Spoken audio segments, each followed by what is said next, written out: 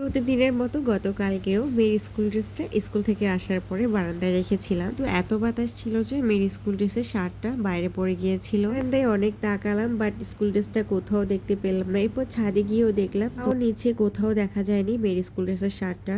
হয়নি, ড্রেসটা সেলাই করছি। তো কি আর করা, এখন আবার বের হয়ে গেলাম ওর নতুন স্কুল ড্রেসের একটা শার্ট সেলাই করার জন্য। মানে এত ড্রেস কাপড় চোপড় থাকতে মেয়ের স্কুল ড্রেসটাই কিন্তু পরতে হলো বারান্দা দিয়ে। তো যেহেতু টেলার্সকে বলেছি যে আর্জেন্ট আমাকে একদিনের মধ্যে ড্রেসের শার্টটা সেলাই করে দিতে হবে। তো টেলার্স বললো যে একদিনের মধ্যে কোনোভাবেই পারবে না, মিনিমাম 2 দিন ওকে সময় দিতে হবে। যাই হোক, ড্রেস সেলাই করতে দিয়ে দিয়েছি। আর এখন একটা কাজে আগ্রাবাদের দিকে যাচ্ছি, সাথে কিছু খাওয়া দাওয়াও করব।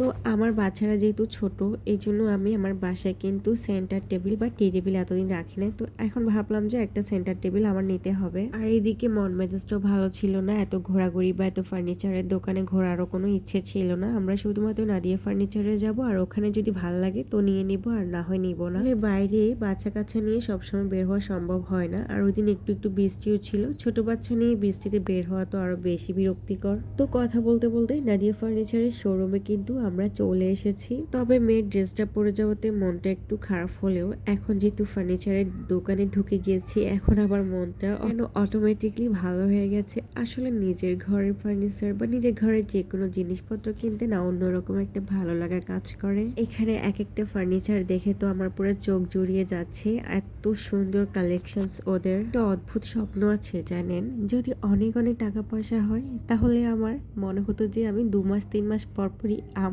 বাসার সব ফার্নিচার গুলা চেঞ্জ করে নতুন নতুন কিনি। তবে 2-3 মাস পর পর সবকিছু চেঞ্জ করা গেলেও ঘরের ফার্নিচার কিন্তু চেঞ্জ করা কখনোই সম্ভব হয় না, এটা কেউ কখনোই করে না। যাই হোক, আমার অদ্ভুত স্বপ্নটা আপনাদের সাথে শেয়ার করলাম। আর বিয়ের পরে তো মেয়েরা এইসব জিনিসগুলোতেই আটকা পড়ে যায়, ঘরের সব সুন্দর জিনিসপত্র কার না ভালো লাগে বলেন। আর এখানে একটা সুন্দর ড্রেসিং টেবিলের সামনে একটু দাঁড়িয়ে ভিডিও করতেছিলাম। ড্রেসিং টেবিলটা খুবই সুন্দর ছিল। এইদিকে টি টেবিলও চুজ করতে পারতেছিলাম না কোনটা রেখে কোনটা নিব।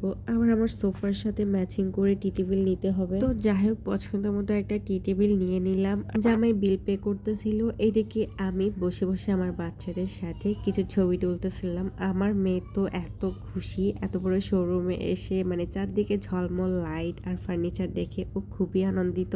তো টি টেবিলটা কিনে ফেলেছি আর বলেছি যে 1 ঘন্টা পরে ডেলিভার করতে, কেননা আমাদের কিছু শপিং করতে হবে।